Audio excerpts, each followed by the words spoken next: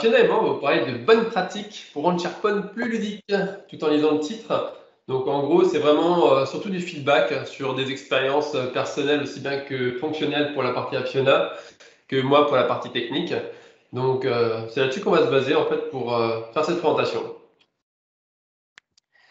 Hop, super. Alors déjà, j'ai envie de dire merci aux sponsors, merci à tout le monde, parce que comme l'ont dit très bien certaines personnes ce matin, ça fait du bien de revoir des gens, même si certains sont encore à distance. Sans ces sponsors-là, aujourd'hui, on ne serait pas là, ni vous ni nous. Donc, un grand merci aux sponsors. Voilà. Laurent, à toi l'honneur. Donc, on va se présenter. Je vais laisser la parole à celui qui est à distance. Hop là. Je m'appelle Laurent Claire, je suis consultant architecte Microsoft 365 chez Sword, basé au Canada. Donc oui, moi, au niveau horaire, chez moi, il est 10h15, 10h17, donc j'ai la journée devant moi. Voilà, ça ferait tout pour moi. Et donc, moi, c'est Fiona Freinsols. Moi, je suis consultante Microsoft 365 et adoption. Ça veut dire que je m'intéresse bien plus à ce qui se passe du côté des utilisateurs qu'à ce qui se passe du côté technique. Je suis un peu le complément de Laurent, on va dire, sur tout ce qu'on va vous raconter. Moi, je travaille chez Aero. Voilà. Donc, vous pouvez retrouver nos réseaux sociaux si vous voulez nous contacter. Et vous avez le blog de Laurent aussi, où vous retrouverez en plus du canal Teams, où vous retrouverez la présentation et les conférences qu'il a déjà pu faire ou qu'on pourra faire à l'avenir. Voilà, tout simplement. Donc, on va commencer par des petits rappels. Alors, ça va être très rapide et ça va être très court. Tout simplement parce que je pense que si vous êtes là, c'est que vous connaissez à minima SharePoint. Simplement pour qu'on parle de la même chose. Comme l'a dit Laurent tout à l'heure, ce qui va se passer, c'est qu'on va vraiment avoir une partie qui sera plus technique, donc sera plus orientée IT avec les contraintes qui vont être derrière. Et moi, je vais plus vous apporter le côté un peu utilisateur par rapport à ce que j'ai rencontré depuis 11 ans que je fais du SharePoint, ce qu'on a pu rencontrer. Si vous avez des questions, que ça soit à distance, alors moi, je ne les verrai pas, mais Laurent les verra, n'hésitez pas à les poser. Et dans la salle, c'est pareil, n'attendez pas forcément la fin si vous avez des questions qui vous viennent sur le coup. Voilà. Donc, le premier rappel, quand on parle de SharePoint et de Microsoft 365 en général, on parle de plein de choses. On va parler d'équipe Teams, on va parler des Office Group, on va parler de tout ce qui touche au groupe de sécurité et au groupe SharePoint. Donc, moi, je vais commencer par la partie Teams. Donc, tout ce qui touche à Teams, en fait, tout simplement dans la... Non, allez-vous-en! Vous n'êtes pas gentil. Désolée, il y a des gens qui viennent perturber la session. Donc, quand on va parler de Teams, en général, dans les équipes Teams, qu'est-ce qu'on va faire? Ça va vraiment avoir vocation de collaboration, de conversation. C'est tout ce qui va tourner autour du partage. Donc, c'est vraiment la partie très fonctionnelle. Je laisserai Laurent continuer tout à l'heure sur la partie un petit peu plus technique. Et quand on va parler de groupe Office 365, si vous connaissez un peu tout ce qui est dans ce milieu-là, vous savez que selon ce que vous allez créer dans Microsoft, vous allez vous retrouver avec des groupes Office 365 qui vont vous permettre tout simplement d'associer tout ce qui touche autour de la collaboration. Vous allez pouvoir avoir du planner, vous allez partir sur des parties Outlook, tout ce qui est les groupes mail, ça va être dynamique au possible, donc ça va tout le temps pouvoir évoluer. Voilà, tout simplement. Laurent, je te laisse prendre la suite. Yes. Donc après, on a les groupes de sécurité. Donc les groupes de sécurité, plus communément appelés dans les groupes AD, groupes AAD, qui vont nous permettre de gérer plus l'aspect sécurité. Donc ça a vraiment cet aspect final qu'on va pouvoir utiliser potentiellement dans SharePoint. Tout à savoir qu'avant Fiona parlait en fait des groupes 365, les groupes 365 comme les groupes AD peuvent être dynamiques. Donc on n'est pas obligé de s'amuser manuellement toujours à rajouter les membres dedans. Donc ça peut être fait dynamiquement. Après, on a les groupes SharePoint qui servent plus communément pour partager en fait la data. Donc, c'est pas lié à un groupe de sécurité, c'est pas nécessairement. En tout cas, on peut mettre un groupe de sécurité dans un groupe SharePoint, évidemment. Mais plus basiquement, c'est vraiment quand on va partager un document ou tout un site, ça va passer par les groupes SharePoint. Alors, juste pourquoi on vous dit ça, c'est parce que tout à l'heure, dans la partie un petit peu plus technique dont Laurent vous parlera, il va y avoir des rappels. Donc, on est tous un peu la même base, c'est tout. Dans un autre rappel, alors ça c'est du vécu, j'ai envie de dire, et je pense que pour Laurent aussi et pour vous aussi qui connaissez SharePoint, c'est un petit peu du vécu. Souvent, on m'a demandé, on m'a dit, mais qu'est-ce que c'est une liste, qu'est-ce que c'est une bibliothèque et comment les différencier? Donc moi, fonctionnellement, j'ai tendance à dire aux gens, bah, c'est pas compliqué. Quand vous êtes chez vous, prenez votre bibliothèque où vous stockez vos livres et dites-vous que votre bibliothèque dans SharePoint, c'est la même chose. Vous allez pouvoir y stocker des documents, des choses que vous allez pouvoir ouvrir. C'est pas physique, mais c'est tout comme. Prenez votre liste tout simplement. Qu'est-ce que ça va être une liste SharePoint? Ben, ça va s'associer, pourquoi pas, à votre agenda à la main, où vous allez noter vos rendez-vous, où vous allez noter vos contacts, etc. C'est quelque chose où vous n'allez pas forcément pouvoir, j'ai envie de dire, vous n'allez pas pouvoir forcément le prendre, l'ouvrir, modifier tout l'intérieur et le remettre comme vous l'aviez pris là où il était. Donc, fonctionnellement, moi j'ai tendance à dire ça aux gens. Après, si on part sur du un petit peu plus orienté Microsoft 365, la différence aujourd'hui, c'est que tout simplement une bibliothèque, vous allez pouvoir la synchroniser avec votre client OneDrive, vous allez pouvoir retrouver votre organisation avec OneDrive. La liste, vous ne pourrez pas. Voilà, tout simplement. Laurent, techniquement, qu'est-ce que Pas tu mal ça, rajouterais là? oui. Ah, mais c'est pas mal ça. Donc, les listes, moi, j'ai plus communément l'habitude de donner à mes clients l'exemple du Excel. Dans Excel, vous avez plein de cases, vous avez plein de colonnes. Bah, c'est un peu pareil, sauf que vous avez différents types de métadonnées. Mais moi, techniquement aussi, j'ai pas mal de fois l'opportunité d'utiliser les listes comme étant une partie back-office finalement pour stocker de la data brute plutôt que d'utiliser une base de données de type Cosmo ou alors une base de données SQL, Postgres, comme vous voulez. Bah, c'est plutôt pratique parce qu'en fait, quand vous faites un web service ou quelque chose comme ça, il peut aller directement aller sur SharePoint, chercher l'information. Et qui plus est, vous n'avez pas besoin de monter des tables SQL pour les autorisations. Vous pouvez utiliser les autorisations SharePoint pour aller récupérer différents types d'éléments. Et pour ce qui est des bibliothèques, bah, évidemment, les bibliothèques, c'est pour mettre de la data, donc des fichiers. Donc c'est pour ça qu'on a mis les petits icônes en bas. Ça peut être l'équivalent d'un blob storage. Si vous faites encore une fois un web service et que vous avez les ACL, ça peut, pour certains, pour parler plus vulgairement, on peut dire que ça peut faire office d'FTP. C'est pas tout à fait vrai, mais dans l'ensemble, on dépose un document, on peut le travailler dessus, on peut le partager à l'externe ou à l'interne en fonction de la politique de l'entreprise. Je te laisse continuer sur ta Alors, partie les back. colonnes et les content types. Ça, c'est encore un sujet où ça fait couler pas mal d'encre et de salive là quand même. Une colonne sur SharePoint, tout le monde le sait plus ou moins, c'est ce qui va permettre de stocker une information plate. Donc une métadonnée, ça peut être une date, ça peut être une seule ligne de texte, ça peut être un peu tout ce que vous voulez en fait en termes de données plates. Euh, Ça va contenir plusieurs valeurs, peut potentiellement contenir plusieurs valeurs. L'intérêt en fait de la colonne qui est vraiment important, c'est que la colonne va avoir un nom unique dans un site ou dans une bibliothèque. Le nom, il faut faire attention entre le nom interne et le nom visuel, le display name. Ça, c'est quelque chose de manière technique. Ça nous fait pas mal suer. Parce qu'on a beaucoup de clients qui disent, ouais, la colonne, je veux qu'elle s'appelle, par exemple, système d'information avec tous les accents, tous les caractères spéciaux d'apostrophe, etc. Ça, si vous tapez comme ça le nom en fait de la colonne derrière SharePoint, va créer automatiquement un internal name qui lui va être formaté. Donc le formatage, c'est qu'il va enlever en fait tous les accents, il va les remplacer potentiellement par des espaces ou des underscores et des choses du genre. Ce qui fait pour le développeur, le pauvre développeur qui va être derrière, ça va être terriblement compliqué. Donc l'idéal, c'est d'avoir vraiment cette notion entre internal name qui n'est pas visible forcément pour l'utilisateur final versus le display name qui lui est visuellement accessible pour l'utilisateur. Sans compter qu'on a différents scopes. Vous avez le scope d'une colonne qui est au niveau du site. J'ai pas mis au niveau de la liste, mais j'aurais pu le mettre en effet au niveau de la liste aussi dans ce slide. On a trois scopes finalement. La liste, directement, on peut créer une colonne. On peut créer la colonne sur le current site pour pouvoir réutiliser parmi plusieurs listes de ce site. Et aussi globalement au niveau du tenant, on est capable de l'instaurer dans un hub pour pouvoir le réutiliser sur plusieurs sites. C'est là qu'on en vient après au type de contenu. Les types de contenu, c'est constitué de colonnes. Donc un type de contenu sans colonne, ça n'a pas un grand intérêt.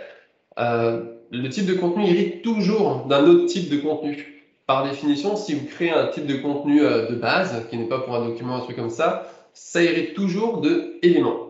Éléments, c'est la base, c'est juste le titre. Donc quand vous démarrez avec ça, après vous créez vos colonnes, vous ajoutez ce que vous voulez, vous pouvez faire de l'héritage.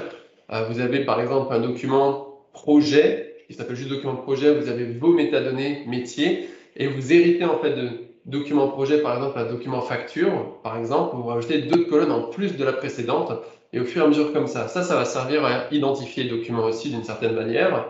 Là, on va dire la différence avec les colonnes, c'est que les types de contenus sont gérés par des ID. C'est des ID qui font 0, fois, blablabla, plein de numéros derrière, qui sont incrémentés. Donc, ça fait que c'est moins difficile en termes de développement à gérer. Et pareil, donc le scope, là par contre, c'est vraiment scope site ou scope pour tout le tenant si vous le créez dans les hubs. C'est à peu près tout d'un point de vue technique. Est-ce que ça va? Est-ce qu'il y a des questions? Moi, j'ai pas accès au chat. Je sais même pas s'il y a un chat. J'ai pas l'option. Donc, D'accord, moi je regarderai tout à l'heure, parce que je ne les vois pas là. Merci. Il y a Sylvie qui a dit si maintenant on sait qu'elle est corrompue. Voilà. On sait qu'elle est corrompue. Avec du beurre de cacahuète. C'est ça, je corromps les gens au beurre de cacahuète. les bonnes choses de la vie. C'est ça. Du coup, moi, ce que je vous propose, c'est qu'on passe. Alors, on va passer vraiment à une partie. Alors, gestion des sites SharePoint, j'ai envie de dire. Chez les clients en général, quand on souhaite créer en fait un site SharePoint, on a toujours un tas de questions qui ressortent. Comment est-ce que je vais nommer mon site pour que ça soit parlant pour mes utilisateurs?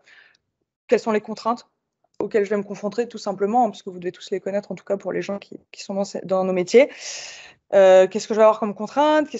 Quel site est-ce que je vais devoir créer? Vers quoi je vais me tourner? Pourquoi un site d'équipe ou un site de communication plutôt que l'autre? Et comment est-ce que je vais pouvoir avoir une navigation, un thème unifié? Donc ça, c'est des choses qui reviennent souvent chez les clients. Donc la première chose, on va commencer parce que moi, je l'ai rencontré il n'y a pas très longtemps, un peu ce problème, c'est on m'a dit, OK, vous êtes très gentil avec vos URL, avec vos noms de sites, etc. Mais nous, ça ne nous parle pas. Donc voilà, on a décidé de commencer par le commencement. La première chose, c'est comment est-ce que l'URL va être construite, comment dans mon SharePoint est-ce qu'elle va être construite tout simplement. Donc la première chose, tout ce qui est après le HTTPS et avant le .com, c'est le nom de domaine. Donc moi, ce que je conseille à mes clients, Laurent, je te laisserai compléter tout à l'heure si tu as des choses à rajouter, c'est de mettre quelque chose de parlant, soit le nom de l'entreprise, soit vous avez une entreprise avec un nom un petit peu à rallonge, pourquoi pas un diminutif, un acronyme, quelque chose qui soit parlant pour tout le monde. Quand les gens, par exemple, n'ont pas tout simplement de raccourcis sur leur poste, volontairement ne l'ont pas mis dans les favoris, etc., que ça soit facile à retrouver pour eux. Bah, tiens, je suis dans l'entreprise Intel, je tape entrepriseintel.sharepoint.com, je sais que je retombe sur mon site, tout simplement. Évitez les noms farfelus. Hein. J'ai déjà eu le cas où un client s'est amusé, il s'est dit tiens, je vais prendre un tenant pour démo, là, pour montrer un peu à l'entreprise. Il a fait plein de travail dessus et après ils se sont dit bah tiens si on peut dépasser cet environnement de test démo à un environnement de prod, sauf que dans l'environnement avec le nom de domaine on se retrouve avec quelque chose qui n'a rien à voir avec l'entreprise, voire même des trucs avec Toto, Titi, Tata et des choses comme ça et ça fait un peu tâche après d'avoir un nom de domaine comme celui-ci. Donc si vous faites un environnement de dev, assurez-vous que ce que vous voulez faire après pour la production soit facilement on va dire migrable d'un environnement ou à un autre ou alors préparer directement sur l'environnement de prod, ce qui n'est pas forcément une best practice non plus. Donc, comme l'a dit Fiona, ça bouge pas, donc faites attention à ça. Faites-y attention parce que du coup, c'est quand même l'URL de votre tenant de base. C'est la collection de sites par défaut.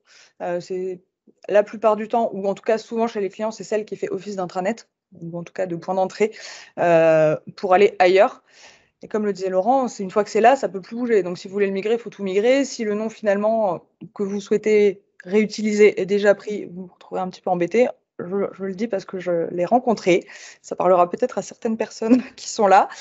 La deuxième partie, la deuxième partie, ce que vous voyez en violet, tout simplement, c'est à chaque fois que vous allez créer une nouvelle collection de sites. Vous avez votre collection de sites de base, et à chaque fois que vous allez vouloir créer un site, à l'époque, ce qu'on faisait souvent en sous-site, ça va être une nouvelle collection de sites. Donc cette nouvelle collection de sites, vous la retrouvez systématiquement derrière la petite partie site, avec un nom, encore une fois, qui doit être parlant.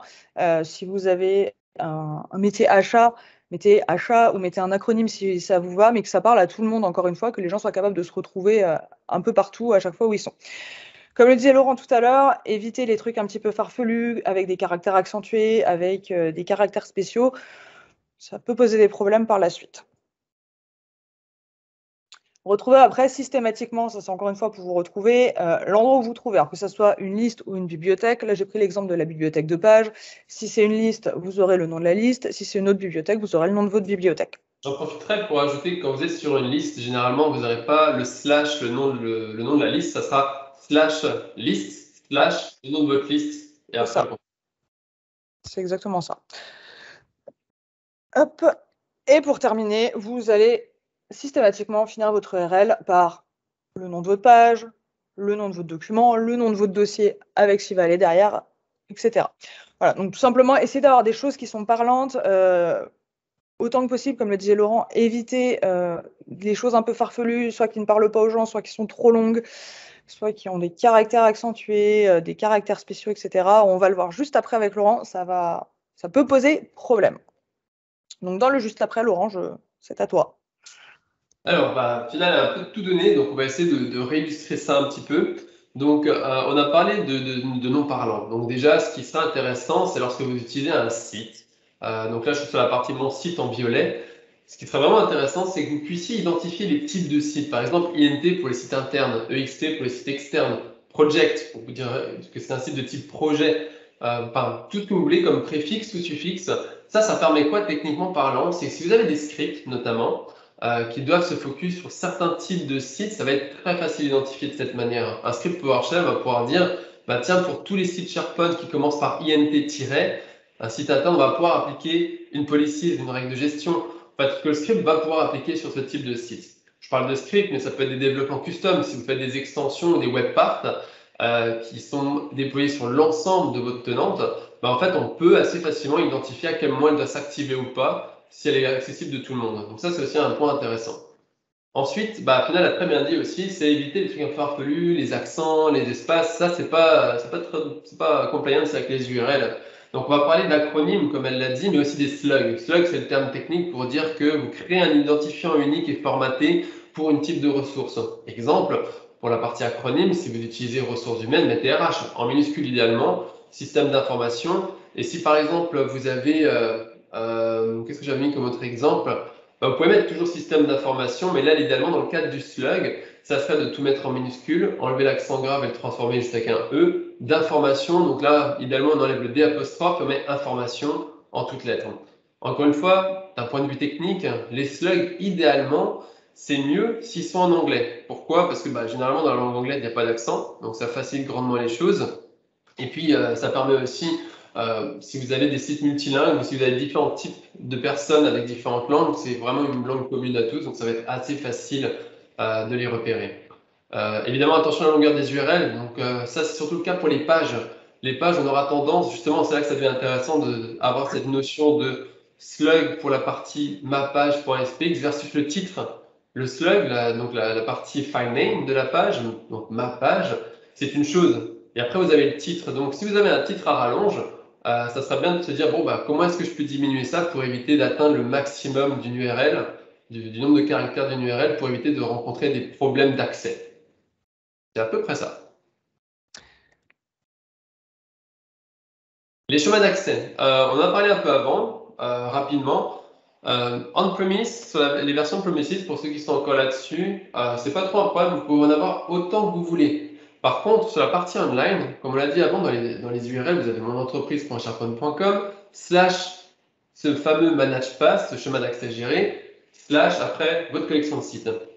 Sur online, vous en avez deux. Vous n'avez pas la possibilité d'en créer d'autres et vous devez en définir un par défaut. Celui que vous créez par défaut, que vous définissez par défaut, en gros, c'est quand vous êtes dans Teams et vous faites créer une nouvelle équipe. Bam, quand vous faites ça, il va évidemment créer un site SharePoint en arrière et il va utiliser ce fameux manage pass par défaut pour l'URL de site.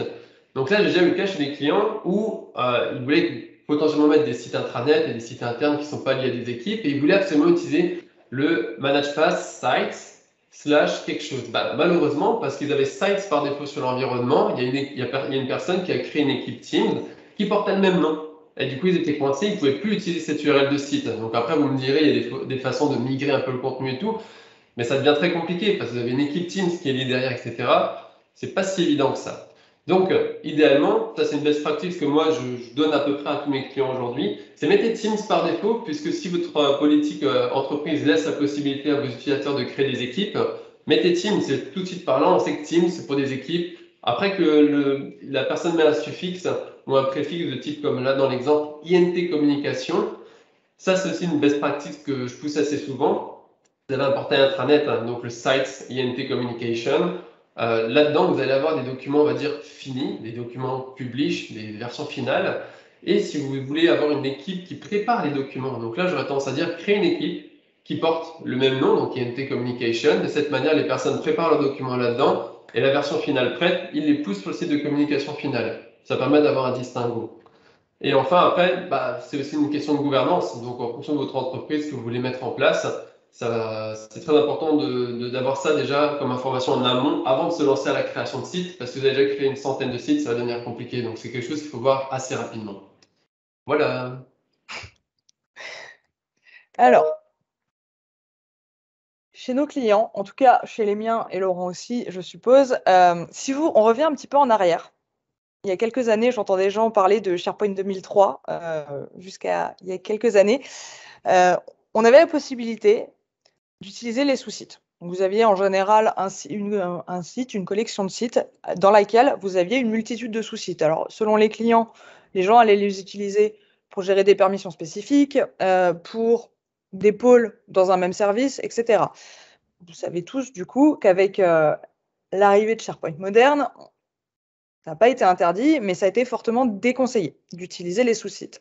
Donc, la question qu'on posait très souvent il y a encore 2-3 ans, c'était « Ok, c'est génial votre truc, mais comment on fait pour lier, pour avoir une navigation commune, pour avoir une identité visuelle quelque part qui soit propre à un service avec ce qu'il pouvait y avoir en dessous, ou comment est-ce que je vais regrouper tout simplement des choses qui sont sur la même thématique ?» Microsoft a eu l'idée assez géniale, parce que moi, c'est un concept que j'aime beaucoup s'il est bien utilisé, de sortir les hubs. Donc, tout simplement, les site hubs, hein, pour ceux qui ne les connaissent pas, qu'est-ce que c'est? Ça va vous permettre de connecter et d'organiser un ensemble de sites qui, au final, n'ont rien en commun avant qu'on les lie avec un hub, en fonction de certains attributs organisationnels. Alors, quand je dis certains attributs organisationnels, c'est à la société de définir ce que c'est ces attributs organisationnels. Ça peut être un service, ça peut être une région, ça peut être un département, un secteur d'activité, un pays, peu importe. Donc, le hub, qu'est-ce qu'il va faire? Il va servir à agréger tout simplement du contenu que vous avez créé dans plusieurs sites SharePoint. Donc, qu'est-ce que ça va vous apporter par rapport à ce qui existe? C'est ce que je vous disais tout à l'heure, une cohérence visuelle, puisque la charte graphique que vous allez appliquer sur votre hub va se propager sur les sites qui vont en dessous. Vous allez avoir une navigation unifiée, donc la navigation que vous connaissez tous sûrement, qui est la navigation du hub, et chaque site pourra en plus avoir sa navigation propre, ce que je ne vous conseille pas forcément tout le temps. Et une meilleure visibilité des contenus connexes. Alors, quand je dis meilleure visibilité des contenus connexes, on sait tous qu'on va pouvoir aller chercher des news dans les sites un petit peu partout sans pour autant qu'ils fassent partie d'un hub. Mais là, on peut tout simplement demander aux web parts qui sont dans votre site de remonter directement tout ce qui correspond à vos actualités, à vos news ou à ce que vous voulez, directement depuis le hub sans avoir à aller le sélectionner à la main. Laurent, est-ce que tu as des choses à rajouter là-dessus ou est-ce que c'est bon? Tout bon pour moi. C'est tout bon pour toi. Récemment, Microsoft a annoncé autre chose, donc je vais laisser Laurent en prendre la main là-dessus parce que... Les Parent Hub, ça c'est quelque chose que Microsoft oui, a annoncé déjà depuis un moment, mais n'en a pas trop reparlé depuis, ça fait longtemps qu'on les attend. Ils sont aujourd'hui en cours de déploiement. Certains d'entre vous, si vous avez un environnement targeted, pourront déjà voir certaines fonctionnalités apparaître, notamment la commande PowerShell qui est maintenant qui ne retourne plus d'erreur dans un premier temps. Et depuis l'admin central, vous êtes en mesure de connecter un hub à un autre hub. Aujourd'hui, c'est censé théoriquement améliorer la recherche, encore une fois, pour avoir un niveau supplémentaire. Et comme l'a dit Fiona, aussi améliorer la visibilité d'un cran supérieur, encore une fois. Le seul hic, c'est que pour l'instant, pour l'avoir testé sur mon environnement personnel, là, ça marche pas encore. Donc, on est capable de relier des hubs avec des hubs, mais ça n'a aucun effet de bord pour le moment, donc on attend la suite. Donc, je ne dirai pas plus pour le moment. Voilà. Quand ça fonctionnera, l'avantage, c'est qu'on pourra, en liant des hubs à des hubs, vous retrouver avec des bulles à la base. Je ne sais pas, tout à l'heure, par exemple, moi, là, j'ai pris l'exemple des RH. Si vous avez un site RH avec des départements où vous allez créer votre hub RH, il ne va pas se promener tout seul dans la nature. Vous n'allez pas être obligé de le lier automatiquement en rajoutant des liens un peu partout. Et au final, vous n'avez aucun lien, vous ne pouvez pas forcément revenir en arrière. Là, l'avantage, c'est que vous allez pouvoir relier, par exemple, des hubs métiers, un hub RH, un hub achat, un hub communication, à un hub au-dessus qui sera votre hub intranet. Voilà, tout simplement. Donc, on a hâte de voir ce que ça va donner. On vous en parle quand même parce qu'on a trouvé, enfin, c'est quelque chose qu'on trouve assez sympa et qui pourrait être très utile, bien utilisé. On attend de voir la suite.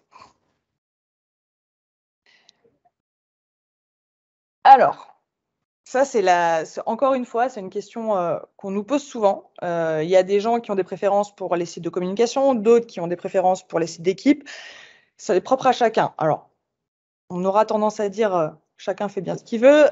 Moi, ce que je fais en tout cas, c'est que je pose quand même la question à mes clients en leur disant, OK, c'est très bien, mais est-ce que tu as réfléchi à l'objectif de ton site? Est-ce que l'objectif, c'est de faire de la communication, j'ai envie de dire descendante, comme le permet de le faire la communication, le site de communication en général? C'est vraiment c'est de la communication qui est poussée. Est-ce que tu as de la gestion documentaire derrière? Est-ce que tu as besoin de collaborer? Est-ce que tu as besoin d'avoir est-ce que les gens vont avoir besoin de collaborer? Quelle est l'audience? Est-ce que c'est toute la société? Est-ce que c'est un petit groupe de personnes? Est-ce que tu dois avoir énormément de personnes qui vont avoir accès en lecture tout simplement? Qui est-ce qui va avoir le droit de publier? Est-ce que c'est un petit nombre de personnes, un service de communication dans le cadre d'un trade par exemple? Est-ce que ça va être toute une équipe qui va travailler sur un projet? Quels sont les impacts? Quand je parle d'impact, un site de communication, vous le savez sûrement, quand vous en créez un, derrière, vous avez assez peu d'impact techniquement. Par contre, un team site, un site d'équipe, vous allez vous retrouver avec un groupe Office 365, que vous allez vous retrouver avec un planeur, vous allez vous retrouver avec une boîte mail qui va y être associée, vous allez pouvoir avoir une équipe team derrière. Vous avez tous ces impacts-là, en fait, auxquels les gens ne pensent pas forcément. Moi, ça m'est souvent arrivé d'avoir des gens qui me disent, mais j'ai des boîtes mail qui sont apparues, je ne sais pas d'où elles sortent. Bah oui, mais regarde tous les sites que tu as créés. Je veux donner accès à tout le monde, mais je suis obligée de les rentrer à la main. Quand je rentre un membre dans mon site d'équipe, pourquoi il peut publier directement? Tout ça, c'est des choses auxquelles les gens ne pensent pas. Tout simplement, ils vont se tourner vers quelque chose, un site de communication, parce que c'est plus joli, il n'y a pas la barre à gauche, les webparts se prennent toute la place, c'est plus sympa. Ils oublient juste des fois que dans les sites d'équipe, par exemple, vous allez avoir des webparts qui ne sont pas disponibles dans un site de communication. Laurent, techniquement, Techniquement parlant, moi j'ajouterais juste les règles métiers à appliquer lorsque vous vous posez les questions de quel site choisir. Évidemment, vous allez créer des sites d'équipe et des sites de communication. Ceux-là sont-ils accessibles depuis depuis l'externe de l'organisation? Est-ce que c'est juste de l'interne? Donc ça représente un peu l'audience, mais d'un point plus. Et est-ce qu'il y a des règles automatiquement à appliquer? Donc là, techniquement parlant encore, j'ai pas mal de clients qui, pour appliquer certaines règles, pour renforcer en fait la sécurité, pour renforcer la gouvernance, il y a des scripts qui roulent tous les soirs ou une fois par semaine, enfin quelle que soit la récurrence, qui va aller appliquer ces règles pour s'assurer qu'une personne n'aurait pas potentiellement bypassé ou forcé finalement quelque chose et pour le remettre dans les normes. Donc c'est quelque chose qu'il faut se poser aussi en amont comme question, parce que c'est un fort impact après sur le type de site que vous allez choisir. C'est tout pour moi. On reparle rapidement d'un petit truc dont on a parlé tout à l'heure.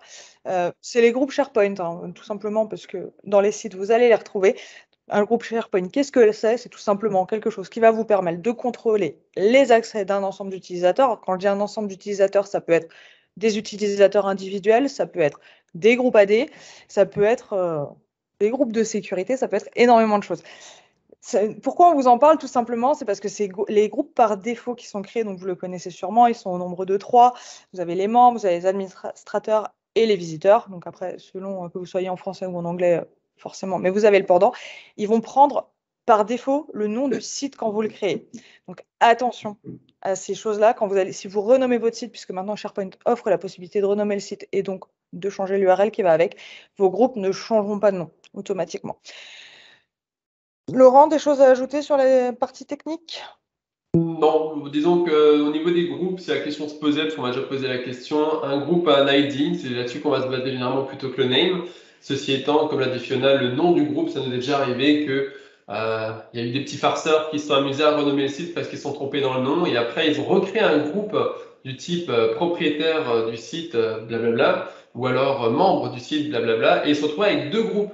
Et en fait, c'était pas forcément cohérent parce qu'on voyait membre, par exemple RH, membre SI. On se demandait d'où ça venait. En fait, c'est du fait qu'ils ont renommé le site SI en RH, par exemple, ou inversement. Bon, ça fout un peu la pagaille. Donc, vaut mieux, quand on renomme un site, il y a des best practices à mettre en place. Et là, c'est d'un point de vue technique, s'assurer que les noms des groupes, soit c'est marqué quelque part, soit que ça soit modifié pour être sûr que ça soit cohérent. C'est tout pour moi. Ce qui va suivre rapidement, c'est les modèles de site. Donc, les modèles de site, les templates de site. Souvent, les clients, les utilisateurs, peu importe, ou même les gens comme moi, hein, j'ai envie de vous dire, ou sûrement comme vous n'avez pas forcément envie de repartir systématiquement de zéro dans la création d'un site parce que vous avez un site que vous trouvez sympa, qu'on vous demande de reproduire pour un usage, par exemple, dans la société, etc. Vous n'avez pas forcément envie de tout le temps de repartir de zéro. Donc, maintenant, on a la chance de pouvoir utiliser les modèles de site. Donc, les modèles de site, que ça va vous permettre de faire, hein, tout simplement, ça va vous permettre de fournir des listes, des thèmes, des dispositions dans vos pages, des actions personnalisées qui vont être réutilisables tout simplement et assez facilement et assez rapidement par des utilisateurs. Vous n'avez pas forcément besoin d'être un cadre de SharePoint, entre guillemets, pour créer de nouveaux sites avec ces templates-là. Il vous suffit tout simplement de vous mettre en contact, j'ai envie de dire, avec quelqu'un qui a les autorisations pour, mais vous n'êtes pas obligé de repartir de zéro pour tout recréer à la main systématiquement. Donc, il y a plusieurs choses. Il y a deux choses qu'on peut faire dans le cadre des modèles de site. Donc, la première, ma préférée, parce que je ne suis pas technique, c'est réutiliser les modèles de site qui sont assez génial et je sais qu'il y a déjà des personnes qui en ont parlé aujourd'hui sur le lookbook Microsoft. Vous avez tout un panel de modèles de sites qui sont proposés, qui sont réutilisables selon les thématiques, selon les besoins que vous avez. Donc, c'est assez facile à faire. Il vous suffit tout simplement d'être admin de votre tenant. À partir du moment où vous êtes admin de votre tenant, vous n'avez qu'à cliquer sur un bouton sur le modèle qui vous convient à rentrer vos identifiants et il va le pousser automatiquement avec les listes qui vont bien, les pages qui vont bien, etc.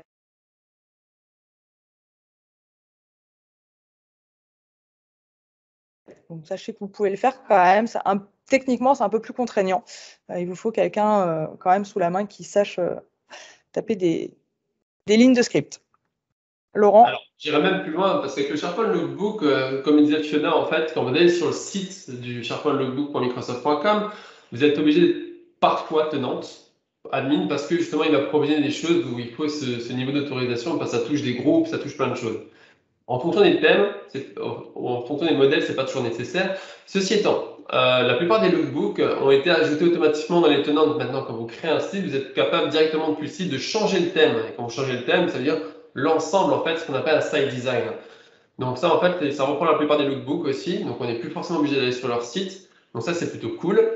Mais si ces sites ne vous conviennent pas d'un point de vue organisationnel et que vous avez vos propres besoins de site, sachez que vous avez toujours la possibilité de créer vos propres site design et site script. Donc en fait, je dis site design, site script, c'est super technique, ça se fait qu'en PowerShell pour le coup. Vous avez la possibilité donc de préparer un site, donc de configurer les listes, les thèmes, etc. Donc tout ce que peut faire un thème. Et en fait, vous avez la possibilité de le pousser dans le tenant pour qu'il puisse être réutilisable après directement et s'ajouter en fait finalement au modèle préconçu par Microsoft.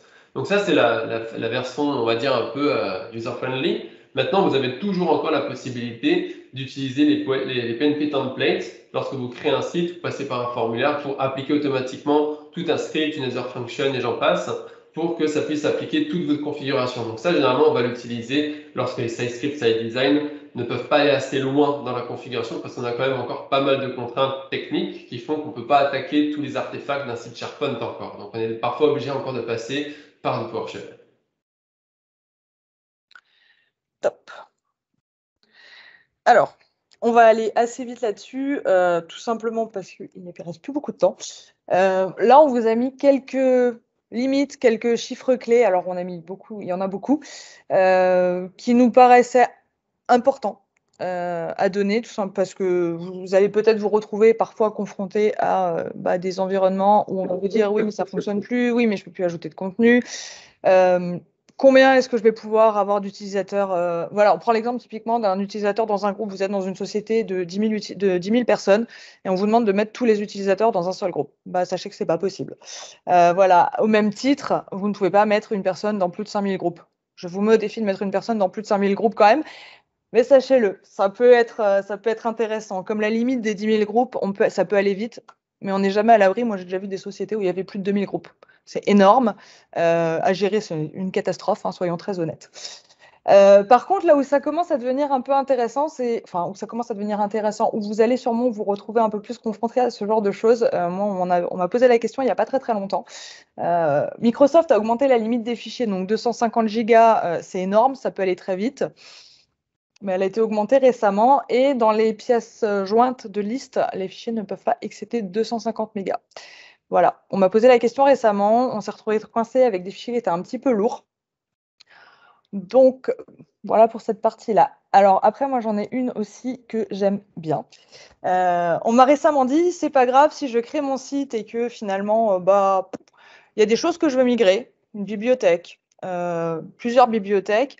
C'est pas grave, on peut migrer tout et n'importe quoi, n'importe comment. C'est faux. Vous pouvez déplacer à la fois maximum 30 000 fichiers, ça peut aller très vite. Moi, je connais des sociétés où il y en a autant dans quelques bibliothèques. Vous ne pouvez pas avoir des fichiers de plus de 15 gigas au maximum quand vous effectuez un déplacement ou une copie d'un ensemble de fichiers. Vous ne pouvez pas avoir un fichier qui excède 15 gigas. Honnêtement, un fichier qui excède 15 gigas, typiquement là, ce qu'on enregistre aujourd'hui, ça dure un peu plus longtemps. On peut, à mon avis, assez rapidement y arriver selon les qualités des vidéos. Laurent, je te laisse continuer sur le reste. Moi, pas grand-chose, c'est des chiffres assez habituels qu'on répète à chaque fois. Les seuls où je mettrai la clé dessus, c'est pour les bibliothèques et les listes. On peut mettre 8-30 millions de fichiers, c'est ce que Microsoft dit. Mais Microsoft dit aussi que idéalement, il ne faudrait pas dépasser les 300 000 parce que n'oubliez pas que vous avez les versions par fichier et par élément qui s'ajoute à ça. Et après, la quantité en termes de gigas à gérer. Et à côté de ça, vous avez le fameux threshold de 5000 items qu'on est capable de récupérer. Au-delà de ça, il faut commencer à jouer avec les vues, les métadonnées, les choses du genre pour en afficher plus. C'est à peu près tout pour moi, techniquement parlant. Ok. Alors, on va passer à la suite. C'est vraiment tout ce qui va tourner autour de la gestion du contenu. Donc, souvent, même très souvent, on me demande ce qui est le mieux. Est-ce que je dois utiliser les dossiers? Est-ce que je dois utiliser des métadonnées? Est-ce qu'on doit utiliser des ensembles de documents? Aujourd'hui, moi, je vous répondrai qu'il y a plusieurs solutions dans SharePoint pour gérer, pour organiser votre contenu. Donc, il y a les trois que je viens de vous citer. Il y en a une qui est celle de ne pas organiser votre contenu. Donc, vous balancez tout à plat, sans métadonnées, sans dossier. Chacun fait comme il veut, c'est une solution. Vous avez cette possibilité-là, auquel cas, à part la recherche et les filtres ou les regroupements classiques des colonnes SharePoint qui existent déjà, vous aurez un peu de mal à trouver votre fichier, mais c'est une solution. Voilà. Et la dernière. À ne pas faire. Oui, à ne pas faire. Mais c'est une solution. À ne pas faire. Et vous avez la dernière, j'ai envie de dire, c'est de mutualiser un petit peu tout ce qui est dossier et métadonnées. Voilà. Donc, tout simplement, on a fait le choix de vous donner un peu les avantages et les inconvénients qu'on voyait, nous, à chaque solution. Alors, chaque solution, c'est les dossiers, c'est les métadonnées et ces ensembles de documents. Évidemment, il y en a d'autres. Le problème, c'est que si on commence à s'étaler, en fait, l'heure ne suffira pas. Donc, dans les dossiers, il y a quand même un avantage, hein, et il est quand même pas négligeable, c'est qu'ils apparaissent dans la recherche. Donc, si vous faites une recherche sur, je ne sais pas moi, un dossier qui s'appelle communication, vous retrouverez votre dossier communication, vous retrouverez tous les documents qui comportent le mot communication quelque part. Vous avez la possibilité de gérer des autorisations. Je conseille à mes clients, mais ça peut arriver quand on me dit, bah oui, sur ce dossier-là, dans cette bibliothèque-là, il faut absolument qu'il y ait des autorisations spécifiques. C'est le seul dans tout mon site SharePoint, dans toutes mes collections de sites. À la limite, pourquoi pas? Mais on peut le faire, et je sais qu'il y a beaucoup de clients qui fonctionnent comme ça et qui n'ont pas forcément envie d'aller créer, par exemple, une bibliothèque de documents pour un dossier avec 5 fichiers. Voilà. Quelque chose de non négligeable aussi à l'ère de OneDrive, c'est qu'un dossier, on peut le retrouver lors de la synchronisation OneDrive. Et on ne peut pas l'enlever aussi. La navigation pour les utilisateurs. Un dossier, c'est intuitif pour un utilisateur. Ils ont l'habitude de naviguer dans leur dossier, que ça soit sur leur poste de travail, que ça soit sur les lecteurs réseau pour ceux qui en ont encore. C'est quelque chose de c'est logique, c'est facile pour eux. Voilà. Après, les inconvénients, sur un dossier, vous avez votre dossier, vous n'avez pas forcément de filtre à partir du moment où on n'a pas géré avec autre chose. Vous avez l'imbrication qui est possible. Donc, quand j'entends imbrication, c'est je mets un dossier dans un dossier, etc. Les gens ont peu de limites sur la profondeur de dossier, donc ça devient vite catastrophique. Tout à l'heure, on vous parlait des URL. Vous avez tous connu sûrement les documents SharePoint dont l'URL était tronquée parce qu'ils étaient dans un tas de dossiers en cascade. L'organisation est figée. Votre dossier, vos documents sont dans votre dossier et dans votre ensemble de dossiers. Si vous voulez le déplacer, vous allez vous amuser pour retrouver là où vous allez le mettre.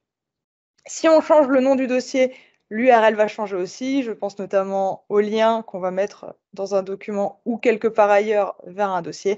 Et vous avez de gros risques de doublons. Laurent, est-ce que tu rajouterais quelque chose à nos amis? Moi, j'aime pas les dossiers. C'est nul, les dossiers. Parce que Moi non on plus. n'a pas de notion d'internal name, de display, là, c'est vraiment chiant, parce que comme Fiona l'a bien dit, c'est que dès que vous le renommez, ça change l'URL, c'est nul. Et le risque de doublon est tellement fort que je le vois quasiment systématiquement, la question se pose, j'ai une facture qui est aussi, je sais pas moi, une garantie, et j'ai deux dossiers qui s'appellent garantie et facture, je le mets où?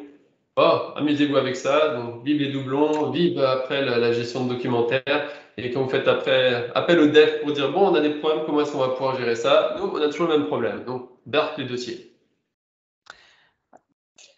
Dans la suite, on va retrouver les métadonnées. Alors moi, j'aime beaucoup les métadonnées, donc je ne suis pas forcément très objective. Dans les avantages, évidemment, on va retrouver les filtres et les regroupements faciles. On va aussi pouvoir exclure certaines métadonnées dans certains filtres si on a envie. Pas d'imbrication de dossier, pas d'imbrication de métadonnées, pas d'URL. Donc votre URL, elle va être plus courte. Si vous modifiez une métadonnée parce que tout simplement le service référent pour le document a changé, ça ne va pas changer votre URL, ça va simplement changer la métadonnée qui va bien et le filtre quand vous en aurez besoin. C'est quand même beaucoup plus flexible. Vous pouvez quand même jouer dessus, changer les métadonnées, ça ne changera pas l'emplacement de votre document. Vous avez la main sur les valeurs, tout simplement, puisque les métadonnées sont la plupart du temps gérées au niveau de l'entreprise, c'est une équipe de l'entreprise qui la gère. Vos dossiers, à moins que vous interdisiez la création de dossiers dans une bibliothèque, ce que tout le monde ne pense pas à faire, vous ne pouvez pas contrôler ce qui se passe. Donc vous pouvez, comme le disait Laurent juste avant, vous retrouver avec des doublons. Et c'est, mine de rien, on le verra tout à l'heure, un avantage non négligeable dans la recherche, puisque qui dit métadonnées dit affinage, raffinement sur la recherche aussi. Les inconvénients, il y en a quand même. Il y a l'affichage dans le navigateur. On ne peut l'afficher que dans le navigateur. Vous ne pouvez pas synchroniser, enfin, en tout cas, vous ne verrez pas vos métadonnées si vous synchronisez votre bibliothèque dans OneDrive. Selon la quantité de métadonnées que vous avez mises à renseigner, ça peut être très long à renseigner. Si vous les mettez en obligatoire, les gens ne les rempliront pas forcément, vos documents ne sont pas forcément visibles comme vous le voulez. Et si ils ne les renseignent pas, vous n'avez mine de rien pas de recherche. Si vous les mettez en obligatoire, c'est ce que je vous disais avant, si vous ne les mettez pas obligatoires, les gens ne vont pas les remplir parce que ça les ennuie. Donc, je dis souvent à mes clients, pensez au nombre de métadonnées que vous mettez dans vos bibliothèques. Essayez de ne pas excéder 10 et c'est déjà énorme. Moi, je conseille 5 à 6 métadonnées à renseigner pour avoir, mine de rien, après, quand on arrive sur de la recherche, quelque chose qui vous permet de retrouver assez facilement votre document. Encore une fois, tout à l'heure, on parlait des autorisations spécifiques sur les dossiers, sur les métadonnées, ça n'existe pas. Vous avez accès à la bibliothèque, vous avez accès à tout ce qu'il y a dedans s'il n'y a pas de dossier dedans, tout simplement. Et il y a quelque chose aussi, ça nécessite, mine de rien, une intervention, alors j'ai envie de dire de l'équipe IT ou de l'équipe référente en amont. Donc il faut que les métadonnées soient renseignées avant. Si l'utilisateur a besoin d'une valeur qui n'existe pas, à moins que vous autorisiez la possibilité de rajouter des métadonnées par les utilisateurs, vous ne retrouverez pas forcément les bonnes métadonnées, donc vous allez être obligé d'intervenir. Laurent, je sais que tu aimes les métadonnées. As-tu des choses à rajouter? Non, tout est dit. Et la dernière, qu'on l'aime ou qu'on l'aime pas, c'est vrai que maintenant qu'elle est passée sur une interface moderne, c'est quand même une solution qui est plutôt sympa, c'est les ensembles de documents. Donc les ensembles de documents, pour moi, ça rassemble quand même les avantages et les inconvénients, j'ai envie de dire, des dossiers. Vous pouvez appliquer des métadonnées automatiquement à tous les documents si vous avez décidé de le faire. Vous allez pouvoir gérer des autorisations spécifiques, évidemment, tout en ayant des métadonnées derrière. Vous avez la possibilité de le synchroniser avec OneDrive. Vos ensembles de documents sont vus comme des dossiers. Et vous allez pouvoir avoir des vues spécifiques. Systématiquement, votre vue ne va pas s'aligner sur la vue de la bibliothèque. Vous allez pouvoir avoir une vue spécifique sur le dossier. Les inconvénients, il y en a deux. Pour moi, ils sont quand même pas moindres, mais c'est quand même un outil intéressant. C'est la configuration qui est en amont. Ça demande quand même un gros travail en amont. Et on me l'a dit récemment, pas plus tard que la semaine dernière, c'est pas du tout intuitif pour un utilisateur final. Donc ça demande quand même un gros accompagnement de la part de l'équipe qui met ça en place pour les utilisateurs. Laurent, souhaites-tu compléter? C'est bon. Voilà, je te laisse parler de nos amis les pages. Page SharePoint. Donc les pages SharePoint, évidemment, ça sert à faire du visuel. Donc favoriser les pages avec les webparts qui nous permettent d'utiliser du contenu de liste, du contenu bibliothèque, c'est toujours plus user-friendly que de renvoyer les utilisateurs vers la partie ce qu'on va appeler back-office, là, où on va voir les listes et tout en vrac. C'est aussi un très bon moyen pour publier des actualités, ça, bon, c'est un peu l'effet de base, mais aussi faire une base de connaissances. Bon, connaissances, il aurait peut-être dû y avoir un S, donc c'est moi. Donc là, vous allez pouvoir mutualiser plutôt que d'avoir des documents Word, vous n'allez pas forcément pouvoir bien travailler avec, ou en tout cas, ça va être assez statique. Et si vous voulez contrôler un peu finalement le versionning, les pages sont aussi un très bon moyen là-dessus, mais aussi pour la communication. Donc si vous avez dans le cadre d'un intranet des pages importantes pour donner des processus ou des choses comme ça au sein d'une entreprise, c'est aussi parfois plus facile de trouver une page que de trouver un document qu'il va falloir ouvrir après depuis son client lourd ou client léger. Donc, ce qui améliore évidemment l'expérience utilisateur, mais aussi vous avez la possibilité donc, de créer la partie multilingue lorsque vous l'activez sur un site moderne. Vous pouvez assez facilement switcher. Vous avez un petit drop-down qui permet de passer du français à l'anglais ou toute une autre langue. Ici au Canada, c'est quelque chose qui est très prisé parce que, comme vous le savez, là, c'est pas mal anglo-saxon et en même temps français. Là, ça se fiche tout le temps. Donc, ça fait que c'est quelque chose qui est pas mal apprécié. Et pour faciliter aussi la gestion en fait, des pages, la création, on est capable de créer des modèles de pages qui vont faciliter la saisie. Donc, si vous avez un template de base avec des images de base, une structure de base, vous créez un modèle, bam, l'utilisateur qui prend le modèle aura juste besoin de modifier le contenu, tout en sachant qu'un modèle n'est pas un gabarit. Donc, ça veut dire que la personne qui lit à la page peut supprimer toutes les sections, toutes les colonnes et tout refaire en vrac. C'est à peu près ça. Ouais. Oui, tu es un peu dans sombre. Ouais, et excusez-moi, est-ce que vous pourriez couper votre micro, s'il vous plaît? Merci. Alors, je vous propose qu'on passe.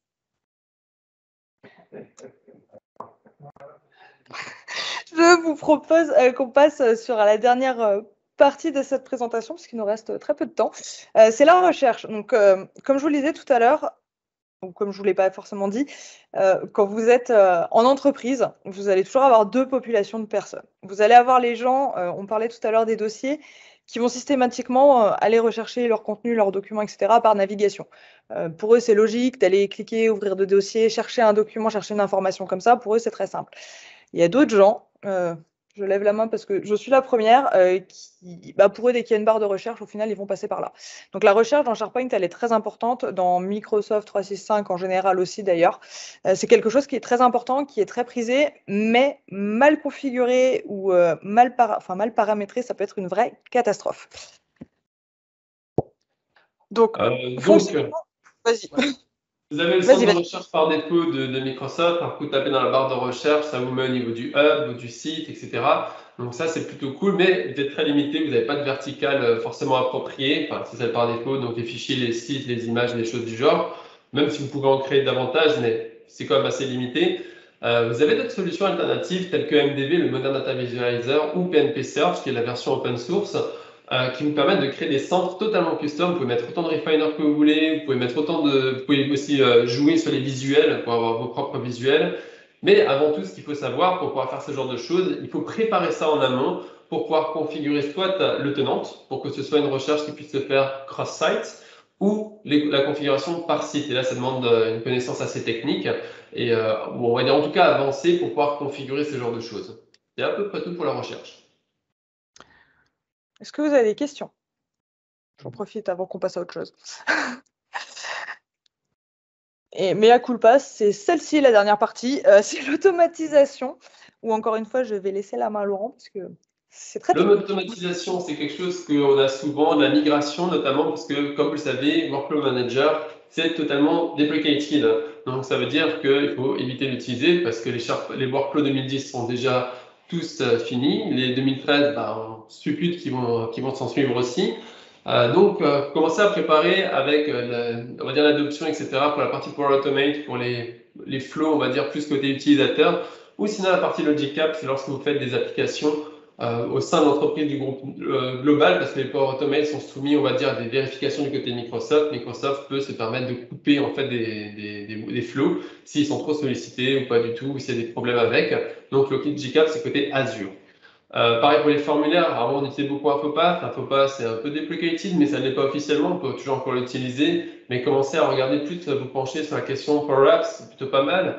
Vous avez aussi Forms pour simplifier les choses, vous n'êtes pas obligé d'utiliser une niche SharePoint, vous faites un Forms juste pour pouvoir saisir la donnée, la récupérer ailleurs grâce à un Power Automate. Mais vous avez aussi les Webpack qu'on peut développer lorsqu'on a des développeurs en fait dans l'organisation. Ça permet de faire quoi? Ce genre de formulaire et de workflow, ça permet de renforcer les règles de gouvernance. Lorsque vous créez un site, si vous voulez vous assurer que la personne ne fasse pas de faute de frappe ou ne choisisse le mauvais préfixe, suffixe, modèle de site, en fait, en fonction d'un formulaire préconçu et des réponses que la personne pourrait donner, on va pouvoir construire le bon site avec les réponses indiquées. Et comme je le dis, donc on va pouvoir construire le site, ça veut dire en se basant sur des modèles de site ou avec des PNP templates. C'est tout. C'est tout bon. Et bah du coup, est-ce que vous avez des questions? Merci d'avoir écouté tout ce qu'on avait à vous raconter, déjà, pour commencer. Est-ce que vous avez des questions? Est-ce qu'il y a des choses que, je ne sais pas, qui vous ont interpellé,